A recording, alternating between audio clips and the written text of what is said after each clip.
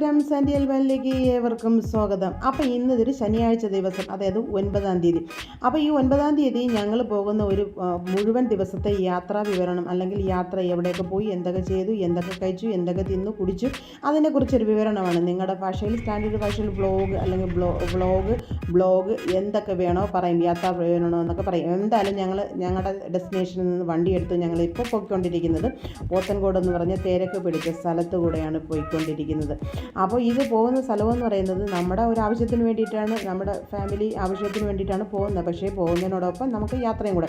അങ്ങനെ എൻ്റെ കെട്ടിയ ATM നിന്ന് ക്യാഷൊക്കെ എടുത്തിട്ട്, അപ്പോൾ ക്യാഷ് എടുക്കുമ്പോൾ പണക്കാരനാണെന്ന് വിചാരിക്കരുത്, കാശ് ഒട്ടും ഇല്ലാത്തവനാണേ. അപ്പോൾ ഇരിക്കട്ടെ ഒരു ഇതും കൂടെ. അങ്ങനെ ക്യാഷൊക്കെ എടുത്തിട്ട് ചേട്ടായിയുടെ ക്യാഷ് എടുക്കാൻ പോയതാണ്, അതായത് ചേട്ടൻ്റെ ക്യാഷ് എടുക്കാൻ പോയതാണ്. അങ്ങനെ ക്യാഷൊക്കെ എടുത്തതിന് ശേഷം അദ്ദേഹം വണ്ടി എടുത്ത് വീണ്ടും പോയിക്കൊണ്ടിരിക്കുകയാണ്. അപ്പോൾ നമ്മളിത് വെമ്പായത്തൂടെയാണ് പോയിക്കൊണ്ടിരിക്കുന്നത്. അപ്പം നമുക്ക് സിറ്റി വഴിയും പോകാം. പിന്നെ നമ്മൾ പോയിക്കൊണ്ടിരിക്കുന്നത് നമ്മുടെ നെടുമങ്ങാട് ഭാഗത്തൂടെയാണ്. അപ്പോൾ നെടുമങ്ങാട് ബസ് സ്റ്റോപ്പൊക്കെ കാണിച്ചിട്ട് നമ്മുടെ യാത്ര ഇങ്ങനെ തുടരുകയാണ്. ഒരു പ്രത്യേക ആവശ്യത്തിനാണ്, ഫാമിലി ആവശ്യത്തിന് വേണ്ടിയാണ് ഞങ്ങൾ പോകുന്നത്. എന്നാൽ നമുക്ക് ഒരു ദിവസം കൊണ്ട് പോയി വരാവുന്ന ഒരു കാണാ കാഴ്ചകൾ, അല്ലെങ്കിൽ നമുക്ക് വേനൽ കാഴ്ചകൾ കാണാൻ വേണ്ടിയിട്ടും നമുക്ക് തിരുവനന്തപുരത്ത് നിന്ന് വേഗത്തിൽ നമുക്ക് പോയിട്ട് വരാം. അപ്പോൾ എൻ്റെ വീട്ടിൽ നിന്ന് എൻ്റെ കെട്ടിയവൻ്റെ വീട്ടിൽ പോകുന്നതിന് ഏകദേശം 48 കിലോമീറ്ററോളം ഉണ്ട് ഒരു വാക്കിന്. അപ്പോൾ അവിടെ നിന്നാണ് നമ്മൾ ഈ കാഴ്ചകൾ കാണാൻ വേണ്ടിയിട്ട് പോകുന്നത്. അപ്പോൾ നിങ്ങളുടെ ഏരിയ നിങ്ങൾ കണക്ക് കൂട്ടുക. അങ്ങനെ നമ്മൾ നെടുമങ്ങാടിൻ്റെ ഹൃദയഭാഗത്തൂടെ ഇങ്ങനെ സഞ്ചരിച്ച് ഞങ്ങളിങ്ങനെ പോയിക്കൊണ്ടിരിക്കുകയാണ്. അപ്പോൾ വിശപ്പിൻ്റെ വിളിയുമുണ്ട്. 8 മണിക്കാണ് ഞങ്ങൾ സ്റ്റാർട്ട് ചെയ്തത് വീട്ടിൽ നിന്ന്. ഏകദേശം 1 മണിക്കൂർ ഇങ്ങനെ പതിയെയാണ് പോകുന്നത്, ട്രാഫിക്കൊക്കെ ഉണ്ടല്ലോ. അങ്ങനെ ഞങ്ങളിത് അവിടെ കൂടെയൊക്കെ കടന്ന്, ഇത് ഏത് സ്ഥലമാണെന്നൊരു പിടുത്തമില്ല, കാണുന്ന സ്ഥലങ്ങളൊക്കെ ഇങ്ങനെ വീഡിയോ ഒപ്പിയെടുക്കലാണ് പരിപാടി. അങ്ങനെ പച്ചപ്പും ഹരിതാപമൊക്കെ കൂടെ വഴിയിലൂടെ ഇങ്ങനെ പോയിക്കൊണ്ടിരിക്കണം. ഇത് കാണുമ്പോൾ എടുക്കാതിരിക്കാൻ ഒരു തരവുമില്ല. എൻ്റെ മിക്ക വീടുകളിലും ഇങ്ങനെ ഉണ്ട്, ഈ സ്ഥലങ്ങളൊക്കെ ഉണ്ട്. അങ്ങനെ അതെല്ലാം കാണിച്ചിട്ട് ഇങ്ങനെ പോയിക്കൊണ്ട്, ഇത് ദേവിയോട് എന്ന് പറയുന്ന സ്ഥലത്തൂടെയാണെന്ന് തോന്നുന്നത്, ദേവിയോട്. അങ്ങനെ ഇവിടെ നമ്മുടെ ഡെസ്റ്റിനേഷനിലൊക്കെ എത്താറായി, കാരണം വിശപ്പിൻ്റെ ഡെസ്റ്റിനേഷനാണ്. അങ്ങനെ ഇതെല്ലാം കൂടെ കാണിക്കുന്നതെന്ന് പറഞ്ഞാൽ ഇത് കള്ളിക്കാട് എന്ന് പറയുന്ന ഡാമിലോട്ട് പോകുന്ന വഴിയാണ് അത്.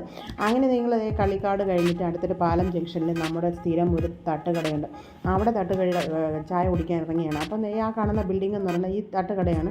ആട്ടരികത്തൊന്നും അങ്ങനെ എന്തോ ആണ് തട്ടുകടയുടെ പേര്. ഭയങ്കര കിടിലൻ ടേസ്റ്റുള്ള ഫുഡാണ് ഇവിടെ ലഭിക്കുന്നത്. അങ്ങനെ ആ തൊട്ട് ബാക്കിലൊക്കെ കാണുന്നത് അവർ പുതിയ ബിൽഡിങ്ങൊക്കെയാണ് പണിത് കൊണ്ടുവരുന്നത്. അങ്ങനെ ഇനി വരുമ്പോൾ നമുക്ക് അവിടെയൊക്കെ ഇരുന്ന് കഴിക്കാം.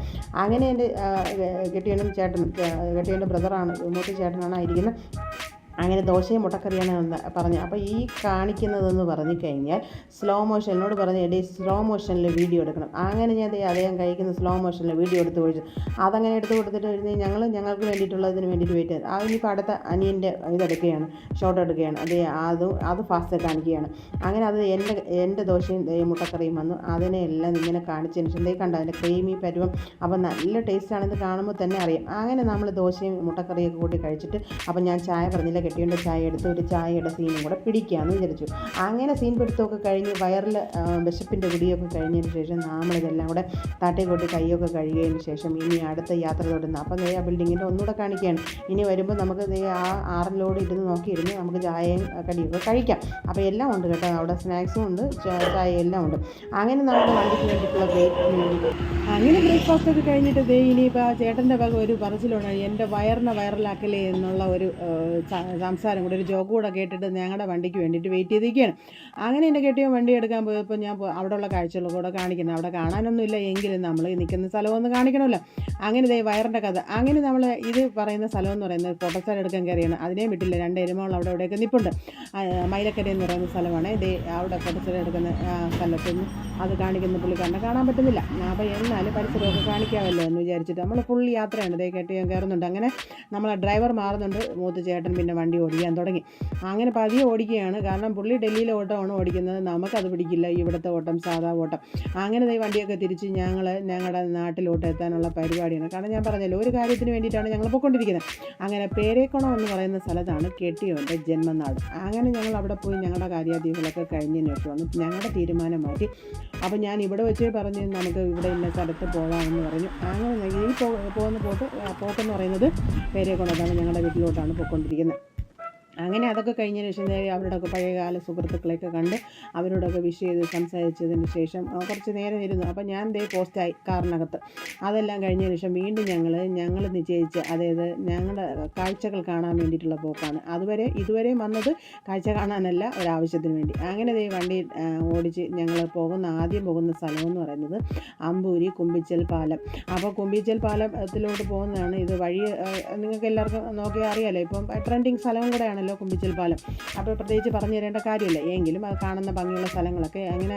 അപ്പോൾ എൻ്റെ ക്യാപ്ഷൻ എന്ന് പറയുന്നത് ഇത് വേനലും കാഴ്ചകളൊന്നുമാണ്. അപ്പോൾ നിങ്ങൾക്ക് തോന്നാം എന്തോന്ന് ക്യാപ്ഷനാണെന്ന്. അപ്പം നമ്മളിതേ പൂച്ചമുക്ക് എന്ന് പറയുന്ന സ്ഥലത്താണ് എത്തിയിരിക്കുന്നത്. അവിടെ നിന്ന് ഇടത്തോട്ട് തിരിയുമ്പോഴത്തേക്ക് നമുക്ക് ഈ കുമ്പിച്ചൽ പാലത്തിലോട്ട് പോകാം. അപ്പോൾ വേനലും കാഴ്ചകളും എന്ന് പറയുമ്പോൾ ഈ കാഴ്ചകൾക്ക് വേനലിൽ ചുട്ടുപൊള്ളുന്ന കാര്യമൊന്നും കാണാനില്ല, എങ്കിലും നമ്മൾ പോകുന്ന സ്ഥലത്തെ വേനൽ കാഴ്ച നിങ്ങൾക്ക് തീർച്ചയായിട്ടും കാണാം. അപ്പോൾ ഇങ്ങനെ പോകുന്നൊരു ഒറ്റ ദിവസം കൊണ്ട് കാഴ്ചകൾ കാണുന്നതിന് വേണ്ടി വരികയാണെങ്കിൽ തീർച്ചയായിട്ടും നമ്മുടെ ഈ കുമ്പിച്ചൽ പാലവും അതിൻ്റെ പരിസരവും അവിടുന്ന് ഫുഡൊക്കെ കഴിക്കാൻ ഒരു നല്ല അറ്റ്മോസ്ഫിയർ നമുക്ക് ലഭിക്കും. പിന്നെ നമുക്ക് തൊട്ടടുത്ത മായങ്കടവും കൂടെ കാണാൻ പറ്റും. അപ്പോൾ ഞാൻ ഈ പണി നടന്നുകൊണ്ട് നിന്നപ്പോൾ കുറച്ച് നാളുകൾക്ക് മുന്നേ ഇവിടെ വന്നിട്ടുണ്ട്. അപ്പോൾ പാലം പണിയൊക്കെ നടക്കുന്നേ ഉള്ളൂ. പക്ഷേ ഇപ്പോൾ ഒരു രക്ഷയുമില്ല, കാണാൻ ഭയങ്കര ഭംഗിയുള്ളൊരു സ്ഥലം, നല്ല രസമുള്ളൊരു സ്ഥലം. കാരണം രണ്ട് സ്ഥലങ്ങളെ തമ്മിൽ ബന്ധിപ്പിക്കുന്നു. നമുക്കിപ്പോൾ അതൊക്കെ നിങ്ങൾക്ക് സെർച്ച് ചെയ്ത് നോക്കിയാൽ അറിയാം ഈ പാലത്തിൻ്റെ മേന്മയും ഗുണങ്ങളൊക്കെ എന്തൊക്കെയാണെന്നുള്ളത്, എന്തിനു വേണ്ടിയിട്ടാണ് നിർമ്മിച്ചിരിക്കുന്നതെന്നൊക്കെ. പാലം എന്തിനു വേണ്ടി രണ്ട് സ്ഥലങ്ങളെ തമ്മിൽ ബന്ധിപ്പിക്കാനാണല്ലോ. അപ്പോൾ ആർക്ക് വേണ്ടി എന്തിനു വേണ്ടി എന്നൊക്കെയുള്ള ഒരു കാര്യം നിങ്ങളത് സെർച്ച് ചെയ്തൊക്കെ പറയാം. ഇപ്പോൾ അതൊക്കെ പറഞ്ഞ് ഞാൻ ബുദ്ധിമുട്ടിക്കുന്നില്ല. അങ്ങനെ നമ്മുടെ സ്ഥലത്തെത്തിയപ്പോഴതാണ് ഇഷ്ടം പോലെ ആൾക്കാർ കാഴ്ചകൾ കാണാൻ വേണ്ടി, വേനൽ കാഴ്ചകൾ കാണാൻ വേണ്ടി. അങ്ങനെ വണ്ടി ഒതുക്കുന്ന സമയം കൊണ്ട് ഞാൻ മൊത്തത്തിൽ ഇങ്ങനെ കാണിക്കുകയാണ്. അപ്പം നമ്മുടെ വണ്ടിയെ കൂടെ ഇട്ടിട്ട് ഞങ്ങൾ പോവുകയാണ്, നടന്നു പോവുകയാണ്. അപ്പം നിങ്ങൾ വേഷവിധാനങ്ങൾ കണ്ടല്ലോ, ഞങ്ങൾ പെട്ടെന്നുള്ളൊരു തീരുമാനമായിരുന്നു. വെള്ള വേഷത്തിൽ ഇവിടെ നിൽക്കുന്ന വേഷത്തിലൊക്കെ ഇറങ്ങി വന്നാൽ അപ്പം നമുക്ക് കാര്യം കാണണം, അത്രയേ ഉള്ളൂ. ഇപ്പോൾ ഇങ്ങോട്ട് വന്നപ്പോഴാണ് നിറയെ വെള്ളമുള്ള സ്ഥലം ഇതെല്ലാം വറ്റി വരണ്ട് കിടക്കുന്നത്. പക്ഷേ അതും കാണാനൊരു ഭംഗി അത് എല്ലായ്പ്പോഴും നമുക്ക് ലഭിക്കില്ലല്ലോ. വെള്ളം വറ്റുമ്പോഴല്ലേ ഇതിൻ്റെ അടിത്തട്ടും പരിസരമൊക്കെ നമുക്ക് കാണാൻ പറ്റും. ഓൺലി നമുക്ക് വെള്ളവും പരിസരവും കാഴ്ചകളും ഒക്കെ അല്ലേ കാണാൻ പറ്റുള്ളൂ. ഇങ്ങനെയും സ്ഥലങ്ങളുണ്ട്, ഇങ്ങനെയും കാഴ്ചകൾ വെള്ളത്തിനടിയിലുണ്ട് എന്ന് നമുക്ക് കാണാൻ പറ്റും. അപ്പോൾ ഇവിടെയൊക്കെ നേരത്തെ വെള്ളം ഇല്ലാത്ത സ്ഥലങ്ങളായിരിക്കാം. അപ്പോൾ ഇത് ഡാമിൻ്റെ അടുത്തുള്ള സമീപ സ്ഥലങ്ങളാണ്. അപ്പോൾ വെള്ളം കെട്ടിക്കിടക്കുന്ന മലനിരകളും ഇതൊക്കെ കാണാൻ ഭയങ്കര ഭംഗിയാണ് കേട്ടോ. അപ്പോൾ നിങ്ങൾ തീർച്ചയായിട്ടും ഒരു ട്രിപ്പ് ആഗ്രഹിക്കുന്നവർക്ക് വരാൻ പറ്റുന്ന ഒരു സ്ഥലമാണ് കുമ്പിച്ചൽ കടവ് പാലം. അപ്പോൾ അതിൻ്റെ ഇപ്പോൾ അടിവശത്തോട്ട് അന്ന് ഞങ്ങൾ വന്നപ്പോൾ ഇവിടെയൊന്നും പണി പൂർത്തിയായില്ല. പക്ഷേ ഇപ്പോൾ ഇവിടെ പിന്നെ ആൾക്കാരെല്ലാം ആ വെള്ളം ഒഴിഞ്ഞു കിടക്കുന്ന ഭാഗത്തൊക്കെ പോയി നിൽക്കുന്നുണ്ട് കേട്ടോ. അപ്പോൾ വെള്ളം വന്നു കഴിഞ്ഞാൽ അവിടെ ഒന്നും നിൽക്കാൻ പറ്റില്ല, ഒള്ളി വെള്ളം മാത്രം. അങ്ങനെ എന്നെ കെട്ടിയവനെ ഈ പാലത്തിൻ്റെ അടി കാണാൻ വേണ്ടിയിട്ട് വിളിച്ചുകൊണ്ട് പോകുന്ന പോക്കാണ്. പോകുന്ന വഴിക്ക് അദ്ദേഹം പോകുന്നുണ്ട് വേഗം. ഞാൻ പതിയെ നടന്നപ്പോൾ ദാണ്ട്ര നമുക്ക് കൂട്ടുള്ള ഒരു സാധനം ഉണ്ടായി കിടക്കുന്നു, നമ്മുടെ ഡോഗി. അപ്പോൾ അതിനെ കണ്ടപ്പോൾ എനിക്ക് ഭയങ്കര ഇഷ്ടം. കാരണം എനിക്ക് ഒരു ഇതേ കളറിലുള്ള ഒരു ഡോഗി ഉണ്ട്. അതിനെ ഞാൻ വിളിച്ച് സംസാരിച്ചപ്പോൾ അതെൻ്റെ കൂട്ടെന്ന് പറഞ്ഞ് ദേണ്ട്ര വരുന്നു. അപ്പോൾ ഞാൻ പറഞ്ഞു അയ്യോ വരണ്ട അവിടെ നിൽക്കി, എനിക്ക് ഇത്രയും സ്നേഹിച്ചാൽ മതി. അപ്പോൾ ആ സമയം കൊണ്ട് എൻ്റെ ചേട്ടൻ വെള്ളത്തിനടുത്തൊക്കെ പോയി നിന്ന് വീഡിയോ ഒക്കെ ഇടുന്നത്. അപ്പോൾ അദ്ദേഹം യൂട്യൂബറാണ്, വളർന്നു വരുന്നൊരു യൂട്യൂബറാണ്. അപ്പോൾ ഇതെല്ലാം പാലത്തിൻ്റെ സൈഡൊക്കെ കാണിച്ചിട്ട് നമ്മൾ അങ്ങേ സൈഡും പോയി കാണിക്കുന്നുണ്ട്. അപ്പോൾ ഇവിടെ നമുക്കിത് നാടൻ ഭക്ഷണമൊക്കെ ലഭിക്കും, നിങ്ങൾ വാങ്ങുന്നവർക്ക് കഴിക്കാം. അപ്പോൾ ഒരു ദിവസം വരുമ്പോൾ എല്ലാം കൊണ്ടും നിങ്ങൾക്ക് ഇവിടെ തന്നെ നമുക്ക് ലഭിക്കാൻ പറ്റും. അപ്പോൾ ഇങ്ങനെ കാഴ്ചകളൊക്കെ കണ്ട് പാലത്തിൻ്റെ അടിവശമൊക്കെ കാണിച്ച്. അപ്പോൾ തൊട്ടിപ്പുറത്ത് നല്ലൊരു തേനീച്ചക്കൂട് ഇങ്ങനെ ഇരിപ്പുണ്ട്. അത് ആരെങ്കിലും കിട്ടിയാൽ നമുക്ക് പണിയും കിട്ടും, അതാരെങ്കിലും ഇട്ട് തട്ടുകയാണെങ്കിൽ. അപ്പോൾ അതെല്ലാം കാഴ്ചകൾ കണ്ടത് ഇവിടെ ഇരുന്നിട്ട്. അപ്പോൾ ഇനി അടുത്ത എങ്ങോട്ടാണോ പോക്കെന്നുള്ള ചിന്തയിലാണ്. അപ്പോൾ നമ്മൾ നേരത്തെ വന്നതുകൊണ്ട് നമുക്കതൊരു വലിയ കാര്യമായിട്ട് തോന്നുന്നില്ല. എങ്കിലും എൻ്റെ കെട്ടിയവന് പോകുന്ന ഒരു ഷോട്ടൊക്കെ എടുത്തതിന് ശേഷം നമുക്ക് റീലേ ബുക്ക് ചെയ്യാം. അങ്ങനെ നമ്മൾ അടുത്ത മായങ്കടവിലോട്ട് പോകുന്ന പോക്കാണ്. അപ്പോൾ നമ്മുടെ അമ്പൂരിയിൽ നിന്ന് ഇടത്തോട്ട് തിരിഞ്ഞ് പോകുന്ന ഒരു വഴിയോട്ടാണ് പോകുന്നത്. അങ്ങനെ പോയി ഒരു ചെറിയ നാരോ റോഡാണ്, വലിയ വാഹനങ്ങളൊന്നും വരത്തില്ല, കാറ് അങ്ങനെ സ്കൂട്ടർ ഓട്ടോ അങ്ങനെയൊക്കെയുള്ള സാധനങ്ങളെ പോകുള്ളൂ. അങ്ങനെ നമ്മളിത് അടുത്ത കാഴ്ചകൾ കാണാൻ വേണ്ടിയിട്ട് പോകുന്ന പോക്കാണ്. അപ്പോൾ ഇവിടെ മായങ്കടവ് കാണാൻ പോകുന്നതിൻ്റെ കാര്യം പറയുന്നത് റീൽ കൊണ്ട് കൊച്ചു വെച്ചിരിക്കുന്ന റീലിലെ പിള്ളേർ കളിക്കുന്നു, ഫുട്ബോൾ കളിക്കുന്നു, അവിടെ കിടന്ന് മറിയുന്നു, വണ്ടി കൊണ്ട് പോകുന്നു, അവിടെ അവർ പലതരത്തിലുള്ള കാര്യങ്ങൾ ചെയ്യുന്നു. അപ്പോൾ ഇത് എന്താണ്ടെന്ന് കാര്യം എന്നറിയണ്ടേ. അങ്ങനെ പച്ചപ്പും ഹരിതാപത്തിൻ്റെ ഇടയ്ക്കൂടെ ഞങ്ങളിങ്ങനെ ഇറക്കത്തിലോട്ട് വണ്ടിയൊക്കെ സൂക്ഷിച്ച് ഓടിച്ച് പോകണം. കാരണം അത്രയ്ക്കുള്ള ചെറിയ റോഡാണ്, തീരെ ചെറുതല്ല എങ്കിലും ചെറിയ റോഡാണ്. അങ്ങനെ എൻ്റെ കെട്ടിയവൻ പറയുന്നുണ്ട് പച്ചപ്പ് ഹരിതാപമൊക്കെ ഒന്ന് എടുക്കുക. അപ്പം ചേട്ടനും അതായത് ഹസ്ബൻഡ് ബ്രദറും പറയുന്നുണ്ട് ഇതെല്ലാം എടുക്കുക. അപ്പം എനിക്ക് എടുക്കാനുള്ള ഒരു ചിന്തയില്ല. കാരണം ഇതിങ്ങനെ കുത്തിറക്കം പോലെ ചെറിയൊരു ഇറക്കം കാണുമ്പോൾ നമ്മളെ വണ്ടിയിൽ പോകുമ്പോൾ നമുക്ക് ചെറുതായിട്ടൊരു പേടിയാണെന്ന് ചോദിച്ചാൽ അല്ല, എങ്കിലും നമുക്കൊരു ചെറിയ പേടി പോലെ, കാരണം ഇല്ലല്ലോ.